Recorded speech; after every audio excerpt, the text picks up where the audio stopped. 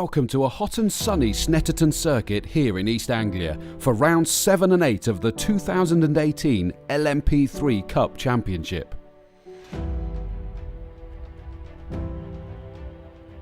After the midpoint of the season, here are the championship standings. Colin Noble and Tony Wells lead the way with a 27-point advantage over the MECTEC Motorsport duo of Bradley Smith and Duncan Williams. Just 10 points behind them are Red River Sports' Bonamy Grimes and Johnny Molam, with Jack Butel and Dominic Paul hoping to make up ground in fourth this weekend in Norfolk.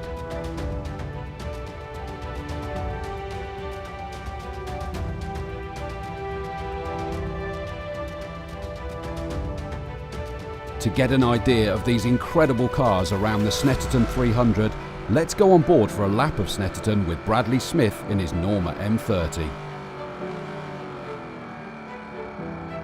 Hi, I'm Bradley Smith, driver of the number 21 MECTEC X-Cool Norma, and this is a lap on board with me around Snetterton. Okay, so here we're going down the centre straight, sort of holding fairly close to the pit wall, then bleeding across the left-hand side, approaching Rich's really fast corner. It's brilliant in these cars. Down to fourth, try and hold it tight, then start to let it run wide to the edge of the track. Then we're coming up to Wilson, hard on the brakes, all the way down to first, get the front in, loads of steering lock in these cars needed for this corner, and then back on the power on the way out. Up next, Palmer, really fast corner.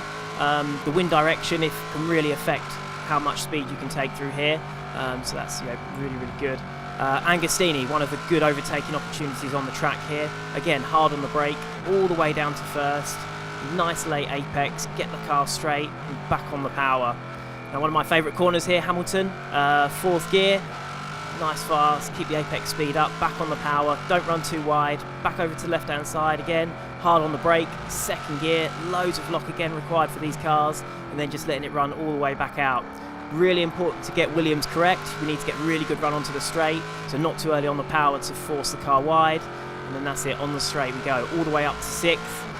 You're bracing yourself now, getting ready to brake as late as you can into Brundle. So just looking at the markers on the right, hard on the brake, try and bleed it off, keep it over to the left hand side, down to second, in, lots of lock again, let it run wide. Bomb hole, so cars really do bounce a lot through here, carry as much speed as you can, let it run out. And then last corner, Coram, really tricky corner in these cars. You can see it bouncing around all over the place. Try and carry as much speed as you can, really bleed the brakes on, let it run out wide, and then straight on the power as hard as you can, and hope for a good lap time.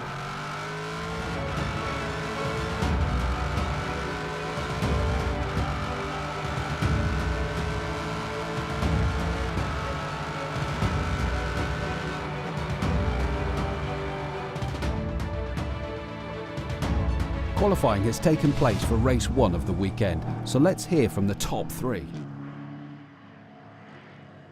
It was good. I just got pipped right at the end there, which was a little bit disappointing, but I knew I had the pace today. Tony's always my benchmark because he kind of pretty much lives in these LMP3s, so I'm always trying to chase him. And this morning in pre-practice I was quite close. I think it was 4 thousandths between us, but he was on heavy tanks, so that kind of distorted it somewhat. But no, I went out there, I tried to hang on to him as long as possible, and I put together a few good laps. I think if I put all of my laps together I would have retained that second place on the grid, but all my sectors together I would have been alright, but well, I'll take that. We've got such great kind of standard of drivers, even the pros are evenly matched, the AMs are evenly matched, and we're having great old little battles out there, so it's great fun.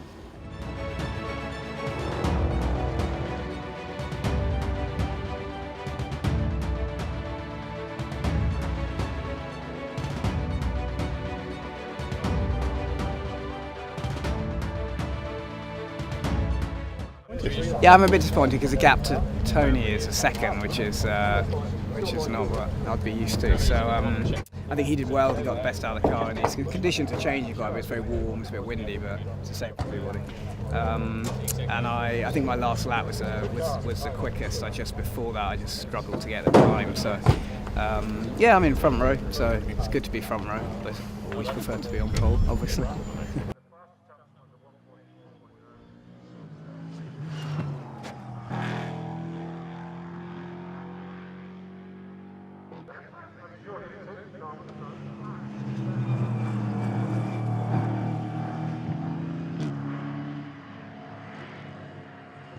Well, I just really went out first and built up to it. We'd made a lot of changes to the car, so I hadn't tried the car like that. So really, the first few laps were just getting used to the changes, and then once I sort of found a bit of pace, then I could start to push in the last 2 laps. But there was probably there's a good bit more in it. I think the car was actually way more stable, and then I really got a lap time out of it. But I mean, it was nice to drive. We hit on a really good balance. The bronze guys are starting, which I think is good. I mean, it's what we're here for. And I like starting. So this is a narrow track, so it's you want to be on pole. So far so good. Let's find out what happened during race 1.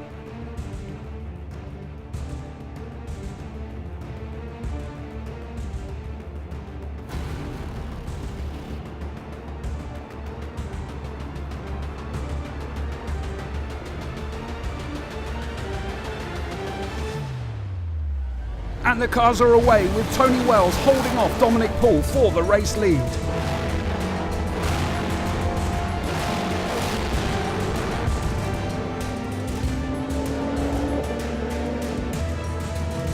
But again, things are close at the front as Dominic Paul has reeled in Tony Wells for first place. The pair are heading down the Bentley Straight together, looking one way, looking the next as they head down toward Brundle and Nelson. And Duncan Williams heads around Corham in the sole Norma M30 on the grid. And now Tony Wells dives into the pit lane for his mandatory stop and handover to Colin Noble, while Dominic Paul stays out for another lap. Paul has now stopped with Jack Butel behind the wheel. But Colin Noble looking comfortable in the lead of the race.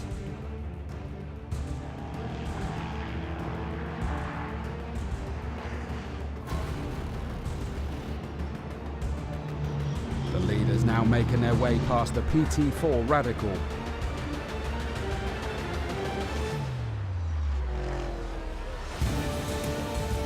Joining the championship this weekend in the PT4 category is Richard Ferns with his Radical RXC. Richard will be looking to join up again for the end of the season.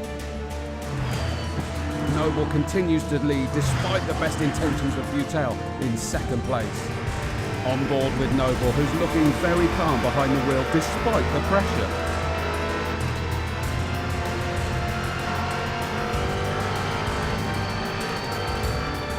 And at the flag, it is Noble who takes the victory with Tony Wells from Jack Butel and Dominic Paul. Applause for Richard Ferns, who wins the PT4 category, and he's joined by the rest of the podium finishers. Let's hear from the top 3.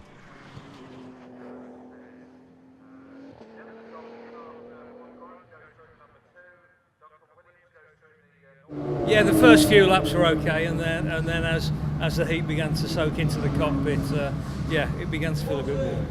It's not ideal for the Norma. The front end on the Ligier is better, so through the twiddly bits here, then it tends to be a little bit better. But that's the way it is. Some circuits outcomes better, sometimes it's not as good. Yeah, no, it's good fun. Driving these cars is always, it's always great. So like Duncan said, the Norma's not really sorted to this type of circuit. Big heavy stops. So but hopefully we can work on it and come back a bit stronger. We're still testing with this car. We've only had the weekends out on the race weekends, so we're a little bit behind on laps, but we're learning every time we go out, and we'll just continue to work hard.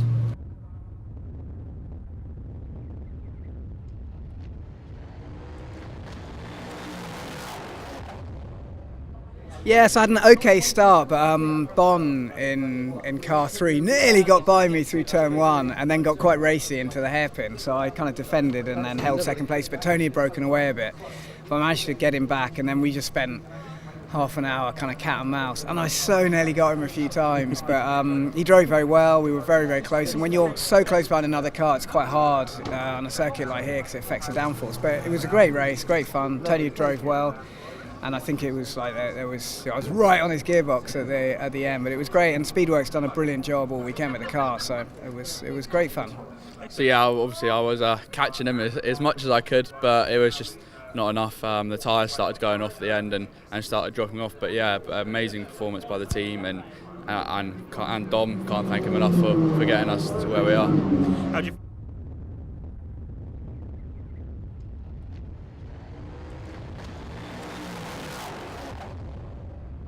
Obviously after quali I was expecting a bit of a more comfortable race, to be honest, and obviously the start went really well and I was in the lead and they were sort of bashing around behind, I could see, and so I had a bit of a gap, and then he just sort of caught me up, and the car was not quite as stable as it was in quali, and he pushed hard for most of the race. He never really got close enough to have a go, but I was trying. It was only really the last 4 laps I managed to pull a couple of seconds, but you know, he kept me honest the entire race. It was hard work. Yeah, we came out the pitch very tight.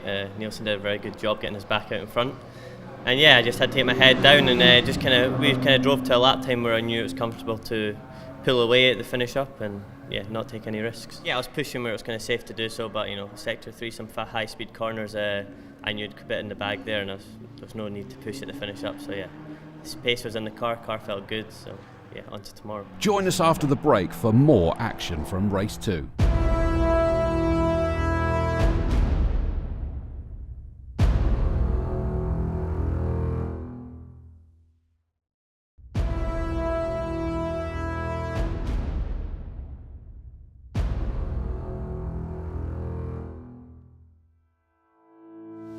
Welcome back to coverage of the LMP3 Cup Championship from a glorious Snetterton in Norfolk. Qualifying has taken place for the second race of the weekend, so let's catch up with the top 3.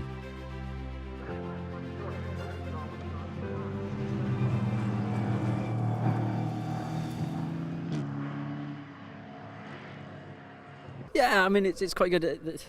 The cars have quite a small setup window, so you never know which car you're going to have when you go out there. So you're almost learning the car each time you go out. And this time it was turn-in oversteer was the problem I had. So in the hairpins I had a very loose back end, which was slowing my time down.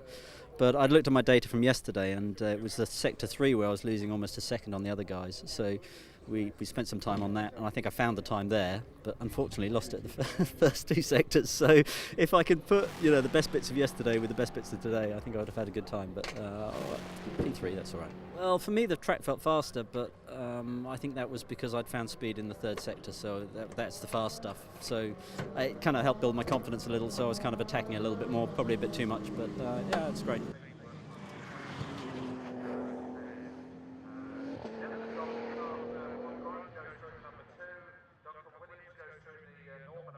Yeah, the car yesterday was bordering on perfection, and today it was awful, and we hadn't changed anything. So we started off with quite a lot of understeer, and then it switched to oversteer in the slow speed, and still a bit of understeer. So I have no explanation for that. That was as best a lap as I could wring out of it. So we have a bit of thinking to do. But yeah, track conditions obviously changed quite dramatically around here. It was a wholly different car. So yeah, I'm like a second and a half off what I should be able to do around here. So yeah, we need to have a look at that. Fingers crossed. Well, still P2, can't be bad. There we go.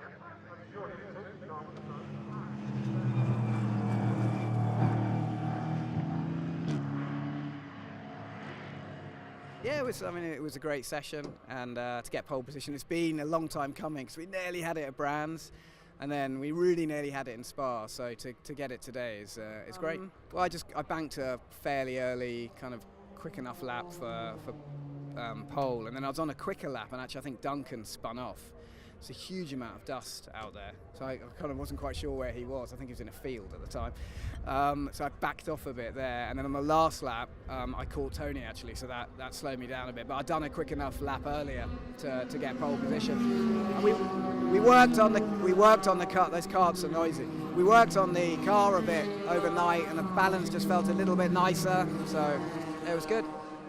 Sounds like a bit of a Days of Thunder moment then with Duncan. Yeah, I didn't have anyone in the radio going, go high or go low.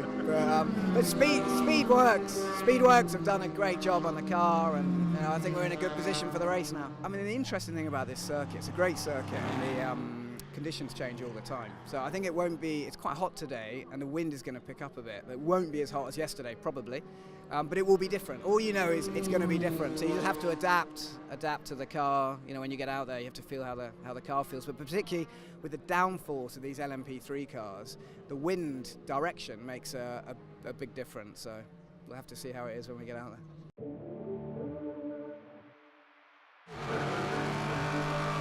At the start of race 2, Dominic Paul gets away well and leads from Tony Wells.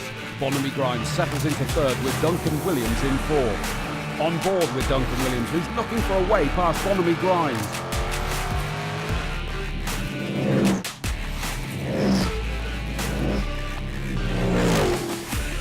It remains close at the front between Paul and Wells, something we've seen weekend long here at Snetterton.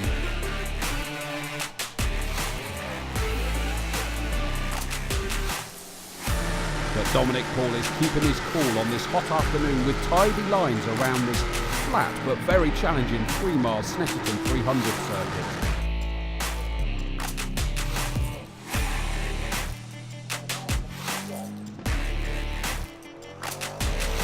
The pit lane is about to come alive as teams begin their pit stops and driver changes. Jack Butel is ready to jump in for leader Dominic Paul. A swift stop and the leaders are away. But hot on their heels is Colin Noble, who now climbs aboard the number 1 machine. Bradley Smith is already set in purple sectors as he sets rapid lap times in the Norma to close that gap. There's nothing between the leaders as Noble is on the tail of Butel.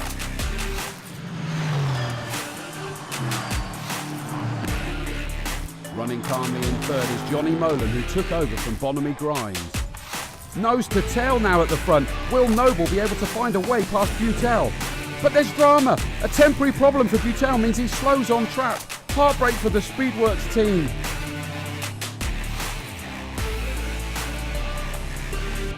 Noble now takes over the lead in the dying moments of this race.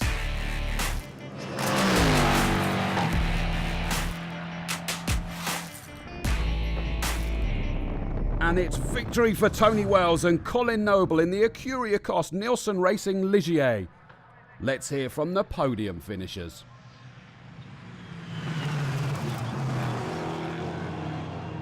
You know, to get 3/3, I'll be honest, I was taking my race suit off and wasn't expecting to get on the podium, but we were fortunate in that race to get on the third step. Yeah, it was a case of just getting to the driver changes so Bradley could get in the car. Yeah, I mean, you know, we're still learning this car, so we made quite a few setup changes in that one, and you know, a lot of them seem to work. So yeah, the pace was really strong, and yeah, just tried to keep it up throughout the stint. It proves we've got pace, you know, but we just have to keep working at it, and yeah, we'll be there.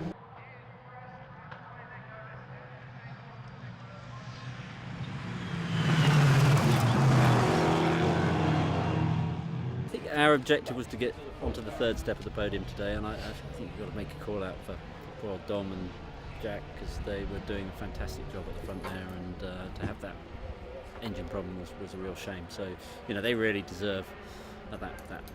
But it's racing, you know, it's where we are. So my job was to try and keep that very quick Norma and get a bit of a gap to give Johnny a bit of breathing space, because when Bradley gets into that thing, he can be super quick, and he was at points. So it was just a question of, it was a very clean start. I think Dom kind of either timed it well or slightly caught me on the hop, but we all strung out pretty quickly, so it was a question of trying to hold on to those guys as far as possible, and then just get my head down and try and drive the car to the grip that it's got, and it changes that little beast sometimes, and we've made a couple of changes from quali this morning, which was probably a step backwards, so we've got some lessons to learn there, but then Johnny, to get in that car in the state it was in, and to keep Bradley behind was fantastic, so a lot of credit to Johnny.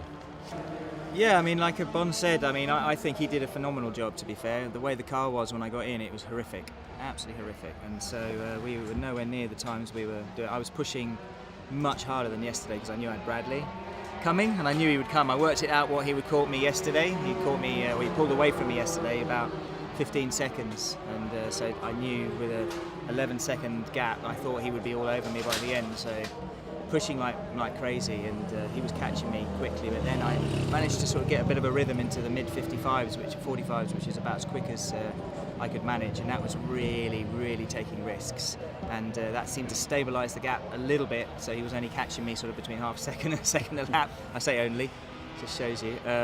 And then got it. So he got within about 7 or 8 seconds. I managed to eke it out to about 9, and the last 2 laps I just cruised it. So I knew we had it covered, and really feel sorry for Jack and Dom, because I believe that they probably would have won that race. I think they were leading when it conked out. That's what I hear. So that's gutting, absolutely gutting, to be able to miss out on a win like that. So I feel really bad for them. But Bon, fantastic finish, and obviously more points in the championship. And we're not here for the next one. We're going to go and do the Barcelona 24 hours. So. It means that maybe we'll come back for the last one and still be in 3rd place in the championship. Leaps and bounds, and like we were talking about the other day, this car is very temperamental. I mean, even Ligier themselves say there's a very narrow window of performance in the car, set-up window, and when you're outside that window, you can struggle a little bit. And there's, whether I should say that live, I don't know, but it's the truth. And so for Bond, sometimes when we're in that situation, it's really tough for someone with his limited experience, but he's learning massively. And in actual fact, in situations like that, you learn much more than you would in a car that's just easy to drive and you can do what you want with it, and it's super forgiving. So in some ways, he said to me the other day, he feels like he's taking his medicine when he drives it, and that's probably not far from the truth, but it just shows you when he gets in like the Aston Martin GT4 at Le Mans, and how he can just go out there and be quicker than people like Martin Brundle. Now I'm not saying that Martin didn't have a problem with the car or whatever, but it just shows you to go and win his class at Le Mans like that just shows you how far he's come in the last 2 years, and this car is helping improve him dramatically.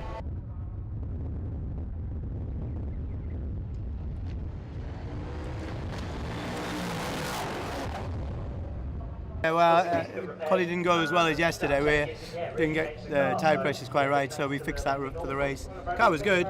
The start was alright. I slowed it into second, and basically followed Dom round. As soon as I got too close, then it brings the tyre pressures up, so you really couldn't get any closer than a second or so. But the car felt good, and I was quite happy with how it went. Handed over to Cole. Yeah, it was very unfortunate for him. He was driving a really good race, and yeah, we had good pace, but it's very hard to pass around here. It's very narrow and high-speed corners, so it's tricky in these cars to pass. So I don't think it would have got him at the end of the race unless we made a mistake, and he was driving very well, and it's unfortunate. It certainly helped this weekend getting a double win, and a double win the previous weekend. So yeah, we're not in a bad position.